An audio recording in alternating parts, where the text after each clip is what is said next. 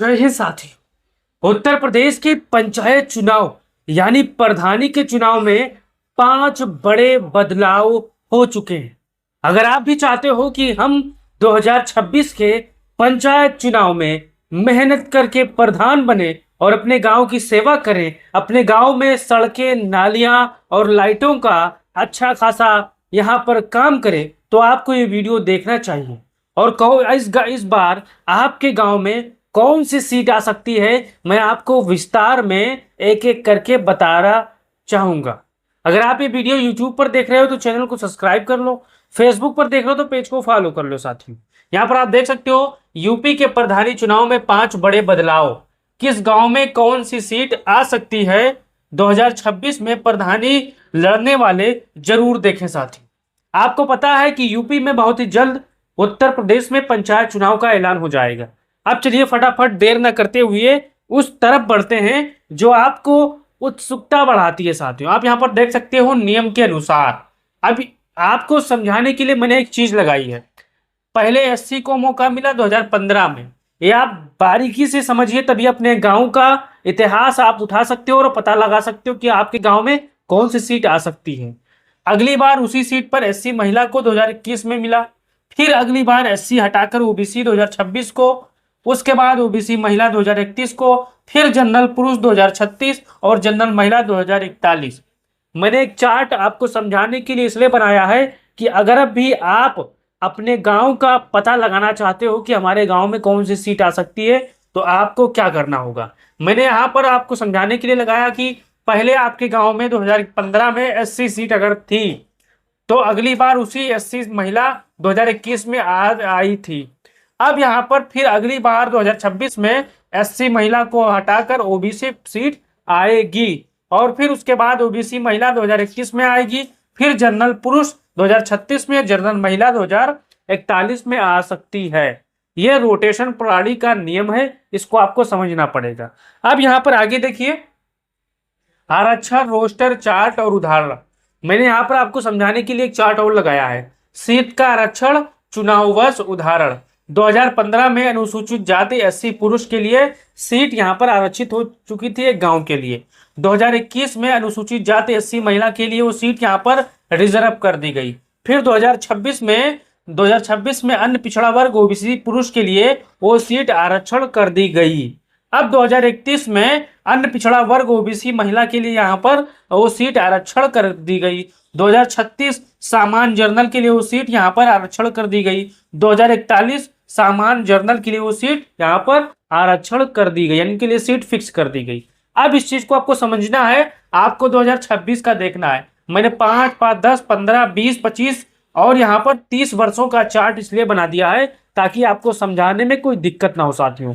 तो यहाँ पर आप समझिएगा, मान के चलिएगा आपके गांव में 2015 में एससी महिला थी, फिर यहाँ पर 2021 में एससी महिला यहाँ पुरुष यहाँ पर थी, 2021 में एससी महिला होगा, 2026 में पिछड़ा वर्ग हो गया।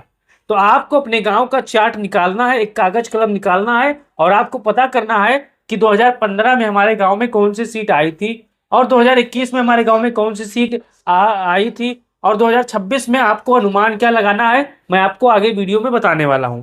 अब यहाँ पर देखिए अभी तक के तय नियम, वो नियम जो आपने यहाँ पर देखा है और सुना है। पुनरावंटन परिसीमन, कई ग्राम पंचायतों को शहरी निकाय नगर पालिका निगम में शामिल होने के कारण विलय किया जा रहा है। इससे ग्राम पंचायतों की संख्या कम हुई है, ये आप सभी को पता है।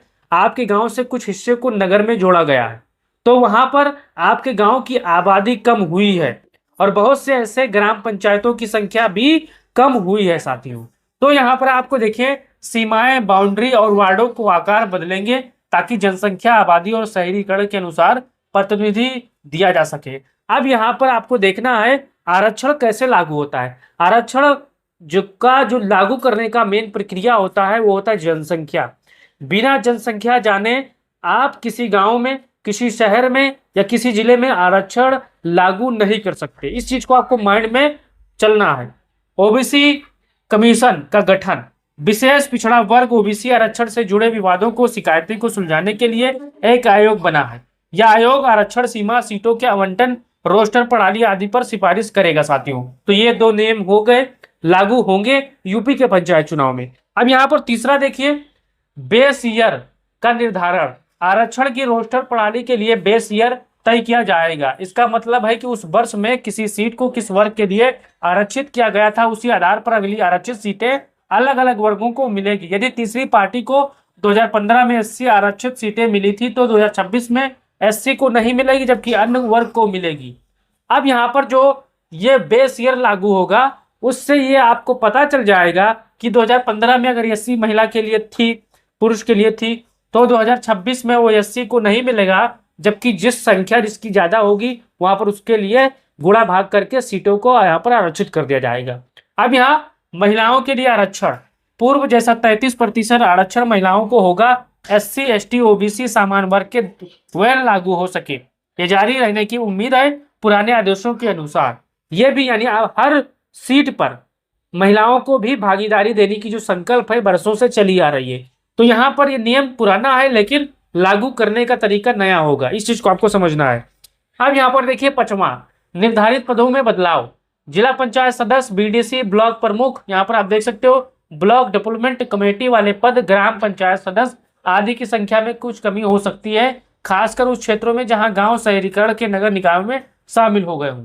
अब आपका जो जिला पंचायत क्षेत्र है या बीडीसी क्षेत्र है, वहां से कुछ हिस्सों को भी काटा गया है। जैसे ग्राम पंचायत में काटा गया है, वैसे जिला पंचायत में भी नगर में जोड़ा गया है, तो वहां पर भी बदलाव होंगे। इस चीज को आपको ध्यान देना है।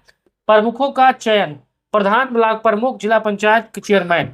एक महत्वपूर्ण प्रस्ताव यह है कि ब्लॉक प्रमुख और जिला पंचायत अध्यक्ष प्रमुख पदों के लिए प्रत्यक्ष चुनाव, डायरेक्ट इलेक्शन हो सकते हैं, न कि वर्तमान की तरह। अब अगर ये छठवां नियम लागू होता है तो मान के चलिए आपके जिले में आपके जो जिला पंचायत का चुनाव होता है, वो जिला यानी बड़ा जिला अध्यक्ष का चुनाव होता था, ब्लॉक प्रमुख का चुनाव होता था, वो सीधे जनता से होगा अगर ये नियम लागू होता है। ये 5 तो कन्फर्म है, लेकिन छठवां अभी यहाँ पर संशय की स्थिति में है। अब यहाँ पर मैं आपको समझाने की वो कोशिश करूंगा जो आप चाहते हो कि आपको पता चल जाए कि आपके गांव में कौन सी सीट आएगी साथियों। तो यहाँ पर आपको देखना है और समझना है। मैं आपको यहाँ पर मान के चलना है कि 2015 चुनाव वर्ष, 2021, 2026, 2031, 2036 और 2041, मैं लगभग 30 सालों का चार्ट बना दिया हूँ। अब आपको जरूरत है 2026 की। तो आरक्षण की स्थिति, किसे मौका मिलेगा? मान के चलिए 2015 में एससी पुरुष को मौका मिला, तो अनुसूचित जाति पुरुष यहाँ पर आप देख सकते हो। 2021 में फिर एससी महिला को यहाँ पर आप देख सकते हो मौका मिलेगा, अनुसूचित जाति महिला। फिर 2026 में ओबीसी पुरुष, अन्य पिछड़ा वर्ग यहाँ पर पुरुष आप देख सकते हो। अब आपको समझना है, आप एक कॉपी कलम निकालना है और आपको लिखना है कि आपके ग्राम पंचायत में 2015 में कौन सी सीट थी, 2021 में कौन सी सीट थी, फिर उसके बाद 2026 लिखना है। और यहाँ पर आपको पता करना है आपके गांव में किस जात की कितनी आबादी है। अगर आपको अपनी जात की आबादी पता चल जाएगी, फिर आप इन तीनों में जनसंख्या के आधार पर गुणा करोगे, उसके बाद भाग करोगे प्रतिशत का, उसके बाद आपको पता चल जाएगा कि आपके गांव में ओबीसी आ रही है, एससी आ रही है या जर्नल आ रही है। आप समझ गए होंगे। अब यहाँ पर आपको मैंने चार्ट लगा दिया है। अगर आपका भी कोई सवाल हो तो कमेंट बॉक्स खुला है, आप भी आरक्षण प्रक्रिया को लेकर सवाल पूछ सकते हो और आप अपना राय दे सकते हो। जय हिंद, जय भारत, जय समाजवाद।